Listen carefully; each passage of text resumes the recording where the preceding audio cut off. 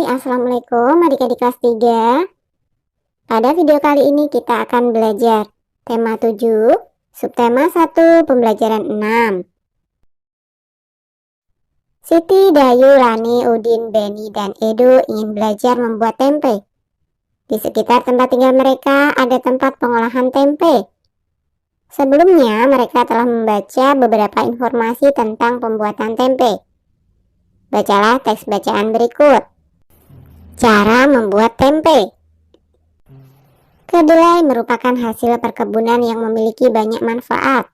Tempe adalah salah satu hasil teknologi pangan dari kedelai. Cara membuatnya cukup mudah.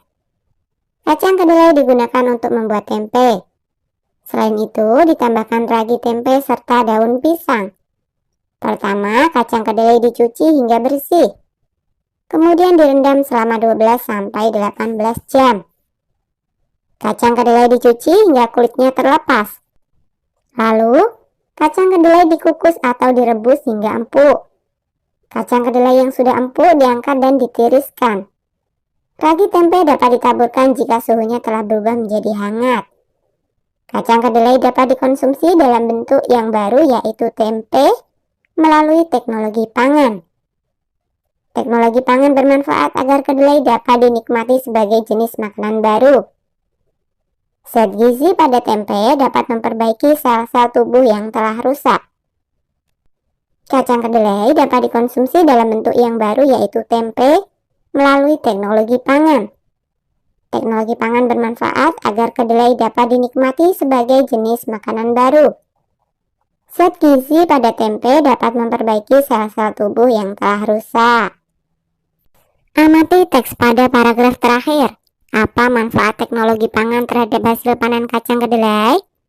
Uraikan di bawah ini. Kacang kedelai dapat dikonsumsi dalam bentuk yang baru, yaitu tempe. Zat gizi pada tempe dapat memperbaiki sel-sel tubuh yang telah rusak. Lengkapi kalimat di bawah ini. Gunakan kata-kata dalam kotak untuk membantumu. Ada kata konsumsi, kedelai, kata teknologi, proses, dan kata suhu. Tempe merupakan salah satu makanan yang diolah melalui teknologi pangan. Bahan utamanya adalah kacang kedelai dan ragi tempe. Ragi tempe berguna dalam proses perubahan dari kacang kedelai menjadi tempe. Ragi tempe ditaburkan di atas kacang kedelai saat suhu kacang kedelai rebus telah turun menjadi hangat. Setelah 1 atau 2 hari, kedelai akan berubah menjadi tempe. Konsumsi tempe akan memberikan manfaat yang baik bagi tubuh. Siti, Dayu, Rani, Udin, Edo, dan Beni ikut serta membuat tempe. Mereka bekerja sama menyiapkan proses pembuatan tempe. Udin dan Edo menyiapkan kompor dan panci. Dayu mencuci kacang kedelai dibantu oleh Rani. Siti dan Beni bertugas merebus kacang kedelai. Siti harus mengisi panci dengan air. Panci yang tersedia berukuran besar. Gelas untuk menuang air berukuran kecil. Siti menghitung banyaknya gelas berisi air agar panci terisi sampai penuh. Satu panci terisi penuh air setelah dituang 9 gelas satuan. Artinya volume satu buah panci setara dengan 9 gelas satuan. Jika air di gelas dituangkan ke dalam panci, lingkari volume air yang lebih banyak. Manakah yang lebih banyak? Iya, tentu saja yang kedua. Mari membaca teks bacaan berikut. Setelah membuat tempe, Siti dan teman-teman akan mengolah tempe yang sudah jadi. Mereka membayangkan menu masakan yang akan dibuat dari tempe. Siti ingin membuat tempe balado karena Siti suka pedas. Edo ingin membuat semur tempe karena Edo suka rasa manis. Lani ingin membuat tempe asam manis karena Lani suka rasa asam dari saus tomat. Beni, Dayu, dan Udin lebih suka tempe yang digoreng. Rasanya asin dan gurih. Siti memaksa ingin membuat tempe balado. Demikian pula Edo tetap bertahan ingin membuat semur tempe. Karena tidak ada yang mau mengalah, hampir saja tempe tidak jadi diolah. Keinginan setiap orang berbeda-beda. Jika setiap orang memaksakan kehendak, akan terjadi pertengkaran. Akhirnya, Siti dan kawan-kawan berdiskusi untuk menentukan jenis masakan yang akan dibuat. Siti tidak ingin memaksakan kehendak. Siti paham bahwa tidak semua orang suka pedas. Siti memiliki tenggang rasa terhadap teman-temannya. Begitu pula Edo dan Lani. Mereka tidak memaksakan keinginan pribadi. Dari hasil diskusi, semua sepakat untuk membuat tempe mendoan. Perbedaan sifat dan kebiasaan dapat menimbulkan pertengkaran jika tidak ada yang mau mengalah. Sikap itu tentu saja tidak baik. Perbedaan sifat dan kebiasaan tidak akan menjadi masalah jika bertoleransi terhadap sifat dan kebiasaan orang lain. Tenggang rasa adalah sikap mau memahami keadaan orang lain.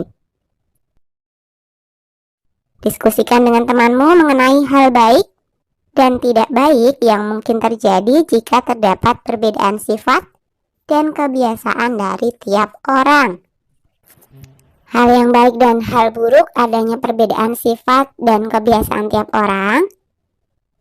Dengan adanya perbedaan sifat dan kebiasaan tiap orang memunculkan sikap tenggang rasa, memahami perasaan orang lain, saling melengkapi satu sama lain, menghargai perbedaan dan memperluas wawasan.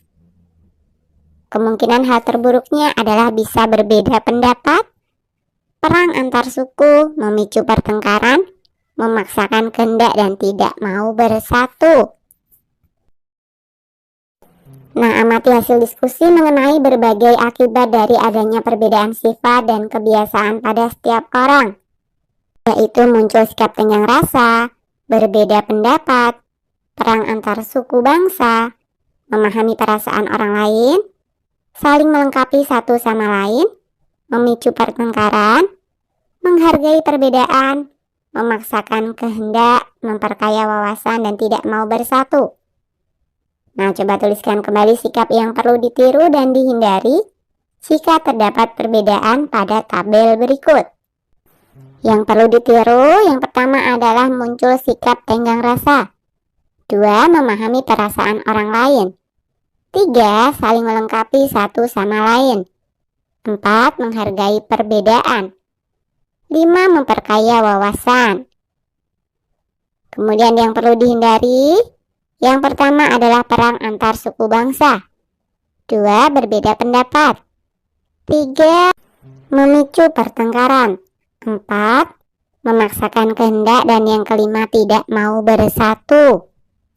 Sikap yang perlu ditiru memberikan akibat yang positif atau baik. Sikap yang harus dihindari adalah sikap yang dapat memberikan akibat negatif atau tidak baik.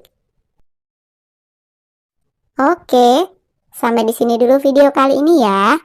Sampai jumpa di video berikutnya.